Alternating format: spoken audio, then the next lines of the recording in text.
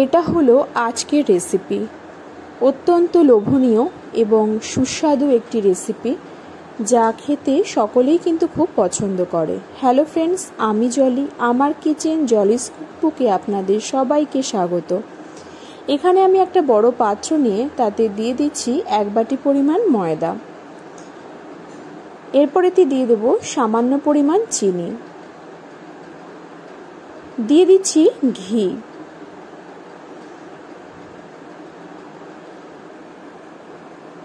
ঘিটা একটু পরিমাণে বেশি ব্যবহার করতে হবে। ভালোভাবে মেখে নেব।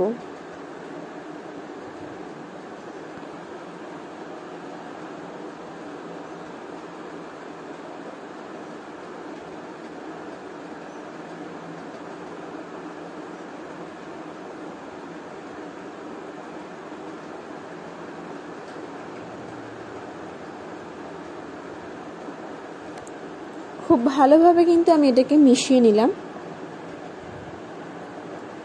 দেখুন, ঠিক এভাবে এটাকে হাতে মুঠো করা যাচ্ছে।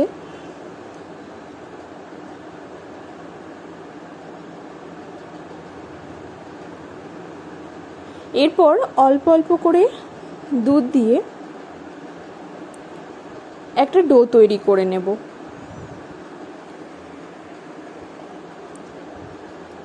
এটা অবশ্যই একটু শক্ত তৈরি হবে।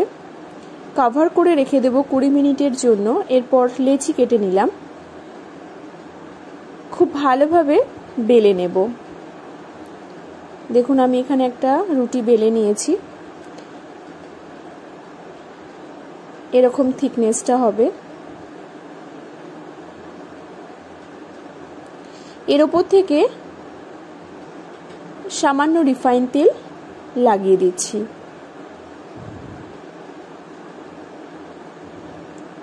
আর দিয়ে দিচ্ছি গুঁড়ো ময়দা। হাত দিয়ে খুব ভালোভাবে মাখিয়ে নেব। এর উপরে আমি আরেকটা রুটি দিয়ে দিচ্ছি। এভাবে আমি মোট 8টা রুটি ব্যবহার করেছি। এই একই প্রসেসে আমি সবকটা তৈরি করে নেব। দেখুন, এরকম হয়েছে সবকটা রুটি রেখে। এবার ভালোভাবে এটাকে রোল করে নেব। খুব আস্তে আস্তে করতে হবে।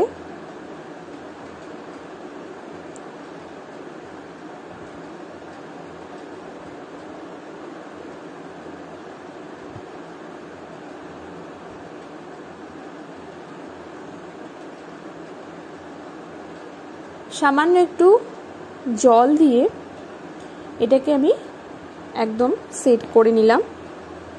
দেখুন,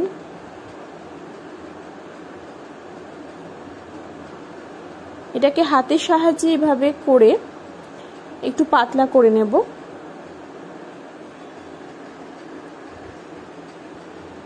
যতটা করা সম্ভব।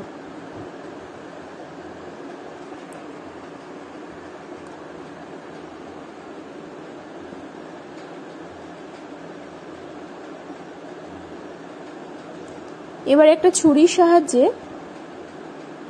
আমি ঠিকভাবে শেপ দিয়ে নেব। আমি একটা তৈরি করে আপনাদের দেখিয়ে দিচ্ছি।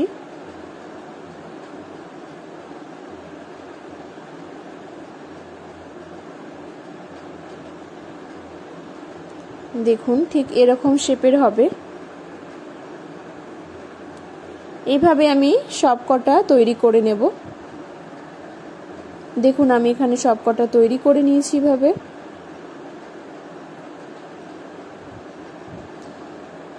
এভাবে হাত দিয়ে একটু প্রেস করে নিতে হবে।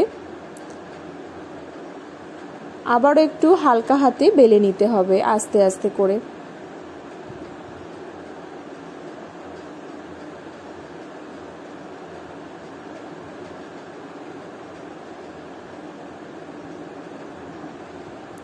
এভাবে আমি সবকটা কিন্তু তৈরি করে নিয়েছি। কড়াইতে তেল গরম হয়ে গেলে এক এক করে দিয়ে দেব। যেহেতু এটা একটু বড় তৈরি হয়েছে, তাই আমি একটা করেই দিচ্ছি। হালকা লাল করে ভেজে তুলে নিয়ে ওই কড়াইতেই আমি চিনির রস তৈরি করে নেব। দেখুন অনেকটা গাঢ় হয়ে গেছে। দিয়ে দিলাম 2 এলাচ আর সামান্য জাফরান বা কেশর। খুব ভালোভাবে ফুটিয়ে আমি নাড়িয়ে নিচ্ছি।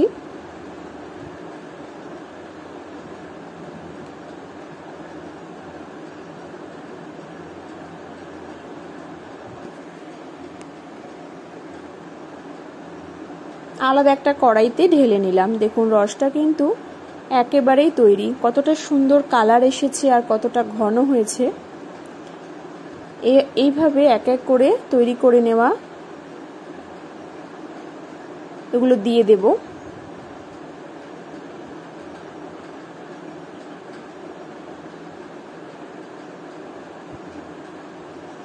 এগুলো খেতে কিন্তু খুবই সুস্বাদু হয়।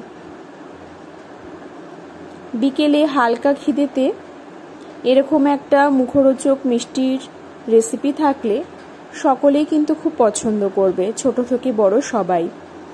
আমার আজকের এই রেসিপিটি আপনাদের কেমন লাগলো সেটা অবশ্যই আমাকে কমেন্ট করে জানাবেন। যদি রেসিপিটি ভালো লেগে থাকে তাহলে অবশ্যই লাইক, শেয়ার এবং সাবস্ক্রাইব করার অনুরোধ রইল। আগামী দিন আবারও দেখা হচ্ছে একটি নতুন রেসিপি নিয়ে। ধন্যবাদ।